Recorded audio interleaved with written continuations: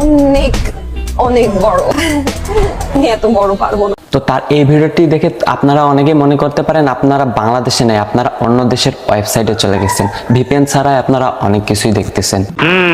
সাথে আরো একটি ধামাদার টপিক হচ্ছে যে ওদের পক্ষ হয়ে শাকিব তামিমের বিজ্ঞাপন। এই বিজ্ঞাপন তোমরা হয়তো অনেকেই দেখছো, দেখার পর হয়তো বলতেছো যে ভাই এরা কি নাটক করতেছে না সবকিছুই মিল রয়েছে। সর্বপ্রথমে আসি, বাংলাদেশের ক্রিকেট বোর্ড বিসিবি শাকিব তামিমকে অ্যাড করতে না পারলেও ওদের হয়ে শাকিব তামিম ঠিকই একইভাবে অ্যাড করতেছে।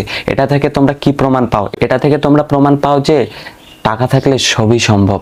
এটাই তাই। শাকিব তামিমের ভিতরে যে কোনো দ্বন্দ্ব থাকলে সেটার মিল করে দেওয়ার দায়িত্ব ছিল বাংলাদেশ ক্রিকেট বোর্ড মানে বিসিবির, কিন্তু সেখানে মিল করে দেওয়ার দায়িত্ব তারা পালন না করে তারা আর উল্টা প্রতিক্রিয়া জানায়। কিন্তু অপরদিকে দেখেন নগদ মালিক সে একটি বিজ্ঞাপনের মাধ্যমে শাকিব এবং